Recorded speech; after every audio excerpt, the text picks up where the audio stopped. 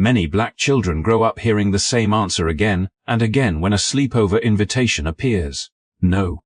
No long explanations. No negotiations. Accusations. Just a firm boundary that feels confusing at the time and painfully isolating. Imagine being a child, standing at school the next morning, trying to explain to your friends why you can't come. The house is nice. The parents seem friendly. Everyone else is going. Yet somehow, you're always the exception. In classrooms where you may already be one of the only black faces, that quiet difference can feel heavier than words. You start to wonder, why me? What's wrong with me? As kids, we often assume it's just strict parenting, maybe even unfair parenting. But what if that simple no carries a much deeper meaning? What if it isn't about control at all but about protection? This story isn't about sleepovers. Not really. It's about the invisible weight black parents carry when the sun goes down. It's about lessons learned the hard way, passed quietly from one generation to the next. Lessons shaped by history, reinforced by lived experience, and sharpened by a world that doesn't always offer the same grace or safety to every child. Tonight, we're going to unpack the real reason behind a rule that's often laughed off as a cultural joke. We'll look at the personal moments that opened people's eyes, the historical events that planted lasting fear, and the modern stories that prove those fears never fully disappeared. If stories like this matter to youstries that explain why certain boundaries exist, take a moment to like this video and subscribe to the channel. Your support helps ensure these conversations don't get dismissed, minimized, or forgotten. Because once you understand the reason behind the rule, you realize it was never about missing out. It was about making it home safely. As children, we rarely understand why certain rules exist, especially when those rules set us apart from everyone else. After the invitations are declined and the excuses are repeated, a quiet question begins to form. Why does the world feel more dangerous for us once we step outside our own front door? For many black parents, that question has already been answered long before their children are old enough to ask it. Their concern is not rooted in imagination or mistrust of friendship, but in an awareness of how quickly ordinary situations can turn serious when fairness is not guaranteed. To a child, a sleepover looks simple. Movies, snacks, laughter, the promise of waking up together in the morning. To a parent who has lived long enough to see patterns repeat themselves, it looks different. It looks like distance from familiar protection, from adults who instinctively understand their child, from a place where assumptions are less likely to be made. Outside the home, black parents know that mistakes are not always treated as mistakes, and misunderstandings are not always given time to be clarified. What might be dismissed as harmless behavior for one child can be viewed through a harsher lens for another. This fear is not about expecting the worst from people. It is about recognizing how responsibility and blame are often distributed unevenly. When something goes wrong in unfamiliar spaces, black parents worry that their child will be seen first as a problem rather than a child in need of care. They understand that protection is not always automatic, and that innocence does not always shield someone from consequences they do not deserve. The concern isn't that their child will misbehave, but that if chaos, confusion, or conflict appears, the benefit of the doubt may not appear with it. These realizations often come from moments that linger long after they pass. A raised voice in a store, a watchful stare that lasts too long, a situation where explanations are ignored and assumptions take their place. Over time, these moments stack quietly, forming a mental map of where it feels safe and where it does not. For black parents, sending a child into an environment where they cannot immediately intervene means trusting that others will extend patience, empathy, and fairness. That trust is difficult to give when experience has shown how fragile it can be. Inside the home, there is clarity. There are rules that make sense, adults who know the child's heart, and space to correct mistakes without fear of escalation. Outside the home, especially overnight, the layers of control disappear. If a problem arises, the child may be alone in explaining themselves, alone in being believed, and alone in facing outcomes shaped by someone else's interpretation. Black parents carry the awareness that once their child is out of sight, they are also out of reach, and the world does not always respond gently. This is where the rule that once felt arbitrary begins to reveal its purpose. It is not about denying joy or limiting friendships. It is about reducing exposure to situations where a child's safety depends on fairness that cannot be guaranteed. The worry is not loud or dramatic, but steady and constant, shaped by years of watching how quickly narratives can turn and how slowly they can be corrected. Every decision is weighed against a simple question. If something happens, who will protect my child? What children often interpret as strictness is, in truth, a form of vigilance, a quiet promise made by parents who understand that love sometimes means saying no, even when that no hurts in the moment. It is the knowledge that while the world may one day change, today still requires caution.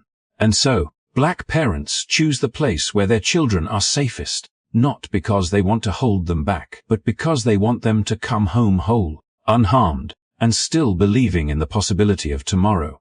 Understanding that fear is one thing, but believing it is another. For many Black families, belief does not come from theory or inherited anxiety, but from moments that arrive without warning and change how the world is seen forever. These moments are often small on the surface, ordinary enough to seem forgettable to anyone not standing in the center of them. Yet for those who experience them, they become proof that caution was never imagined, only delayed. Picture a teenager finally given a bit of freedom, trusted to step into the world without immediate supervision. The setting is familiar, even comfortable. A store filled with music and bright lights, laughter between friends, the kind of place where nothing serious is supposed to happen. There is no sense of danger, no expectation of conflict, just the ease of being young and surrounded by peers. But ease can vanish in an instant when attention shifts and assumptions take over. A movement is misread, an action is attributed without question. Suddenly, the focus narrows, and the room feels smaller. Authority steps in, not with curiosity, but with certainty. The Black teen is singled out, questioned, searched, while others nearby remain untouched, unchallenged, and unseen. The accusation lands heavy, not because it is true, but because it is believed without hesitation. In moments like this, innocence becomes fragile, dependent not on facts, but on perception. What makes these incidents so powerful is not only what happens, but what does not happen. No one asks the obvious questions. No one considers alternative explanations. The benefit of the doubt, something often assumed to be universal, quietly skips over the one who needs it most. When the truth finally emerges, if it emerges at all, it rarely arrives with accountability or apology. The emotional impact lingers long after the situation is resolved because the message has already been delivered. Fairness is conditional. For Black parents, hearing stories like this does not come as a shock. It comes as confirmation. It aligns too closely with experiences they have lived themselves or watched unfold in real time. Each story adds another layer to an understanding shaped by repetition, not exaggeration. These are not rare anomalies discussed in whispers. They are patterns recognized through familiarity. The lesson is not that danger is everywhere, but that vulnerability is unevenly distributed. These lived experiences transform abstract warnings into concrete reality. They explain why parents hesitate before allowing their children into spaces where they cannot monitor how quickly situations escalate or how easily narratives form. A single accusation, even a false one, can carry consequences far beyond the moment. Reputations can be damaged, records created, and trust broken, all before facts are fully considered. Black parents know that once such a moment begins, control is difficult to regain. What children later come to understand is that these rules were never about limiting freedom, but about managing risk in a world that does not always pause to get the full story. The fear is not rooted in expecting wrongdoing from their child or malice from others, but in understanding how swiftly assumptions can override truth. Every restriction is shaped by memory, every hesitation informed by something that has already happened to someone, somewhere, who looked just like their child. Over time, these moments accumulate into wisdom that is difficult to explain to those who have never needed it. They form the invisible framework behind decisions that may seem excessive or unfair from the outside. Yet within that framework lies an unwavering commitment to safety, dignity, and survival. When black parents draw boundaries, they are responding not to imagined threats, but to lessons etched by lived experience, lessons that taught them that believing the world will always be fair is a luxury not everyone can afford. Long before modern conversations about safety, long before parents weighed risks through news headlines or social media posts, there was already a deep understanding quietly shaping black family life. It was an understanding born in an era when the simple act of leaving home after sunset carried consequences that could not be undone. The dangers of Jim Crow America did not exist as distant history to be studied later. They were lived realities that taught black families, through pain and loss, that distance from home could mean exposure to forces beyond their control. In those years, home was more than shelter. It was protection. It was the one space where rules were known, intentions were understood, and survival did not depend on how others interpreted your presence. Outside those walls, especially overnight, the world shifted. Towns changed character after dark. Streets that seemed ordinary by day became places of uncertainty by night. Parents understood this instinctively because they had been taught by their own parents, and by the unspoken lessons passed through whispered warnings and careful planning. One story, in particular, crystallized this fear in a way that could never be erased. Emmett Till was just a teenager, full of confidence and curiosity, raised in a city where his existence did not feel constantly threatened. When he traveled south to visit relatives, it was meant to be an ordinary trip, supervised and familiar, the kind of visit families consider safe. Yet what happened to him became a turning point not only for a nation, but for black parents everywhere. His death was not just a personal tragedy. It was a lesson delivered with brutal clarity. It showed that even when a child followed the rules, even when adults were present, safety was not guaranteed once he was away from the protection of home. The impact of that moment traveled far beyond the immediate grief. It settled into the collective consciousness, shaping how parents thought about risk, trust, and distance. Overnight visits were no longer innocent exchanges. They became calculations. Who would be there? Who would speak up if something went wrong? Who would be believed if accusations arose? These questions did not come from fear alone, but from evidence provided by history itself. Jim Crow America reinforced those lessons daily. Families learned which roads to avoid, which towns to pass through without stopping, and which places were safest only while the sun remained visible. Travel guides existed not for convenience, but for survival, mapping out spaces where black people could rest without fear. The message was clear. Safety required planning, caution, and sometimes sacrifice. Staying close to home was often the safest choice available. As time passed, laws changed and signs disappeared, but memory remained. Parents carried forward the knowledge that danger did not always announce itself openly. It often arrived quietly, disguised as normalcy, waiting for moments when vigilance relaxed. Overnight stays, especially in unfamiliar or untrusted environments, represented a loss of control over that vigilance. Once a child crossed a threshold and stayed somewhere else, the protective circle weakened. These historical realities connect directly to the personal stories told today. The rules that once seemed arbitrary were built on foundations laid generations earlier. When black parents hesitated to allow their children to sleep away from home, they were responding to echoes of a time when such decisions had irreversible consequences. The fear was not frozen in the past. It adapted, reshaped by new contexts but rooted in old truths. Understanding this history brings clarity to the present. The caution is not about clinging to trauma, but about respecting lessons paid for at an unimaginable cost. It explains why protection often takes precedence over participation, why safety is valued over social convenience. For black families, the past is not distant. It lives in memory, in instinct, and in the quiet resolve to keep children close when the night falls, because history taught them that being away from home once meant far more than simply sleeping somewhere else. For many people, it is comforting to believe that time itself solves injustice, that progress naturally turns danger into memory. Yet for black families, certain stories emerge across decades that interrupt that belief and force a reckoning with reality.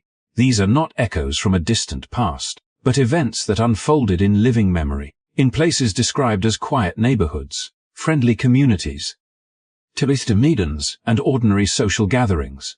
They serve as reminders that vulnerability does not vanish simply because the setting appears safe.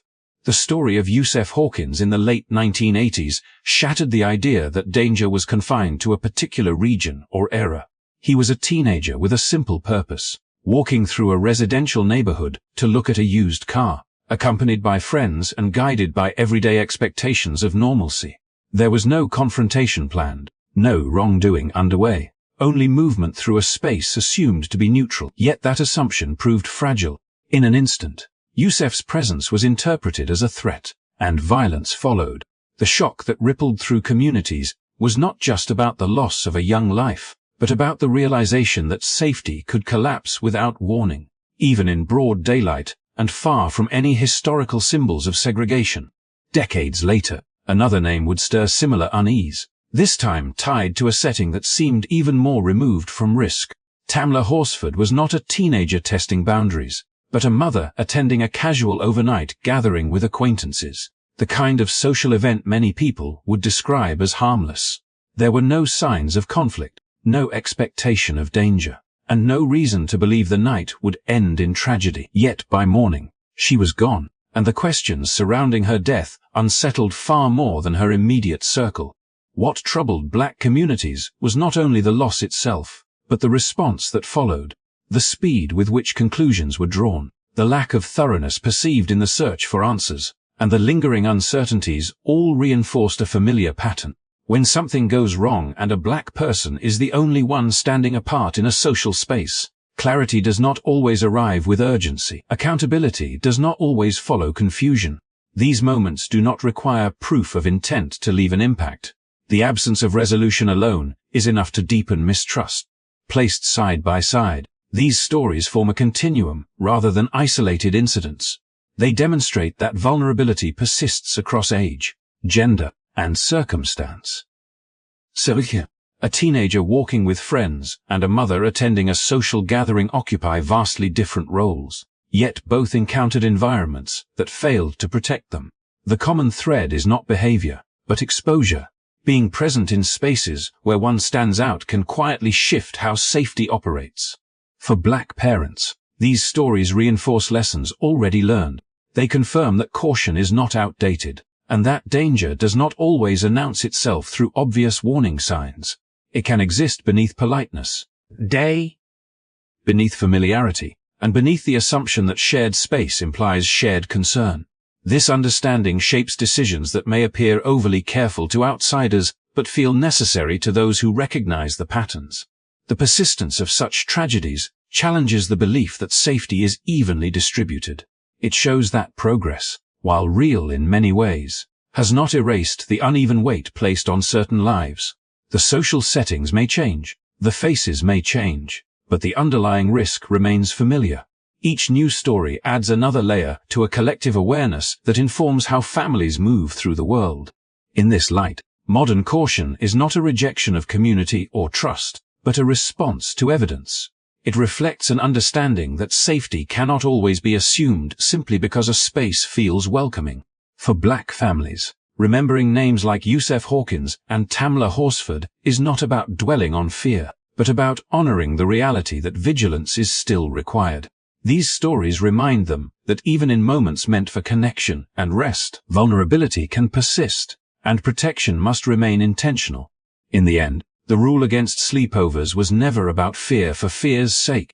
It was never about mistrust of friendships or rejection of community.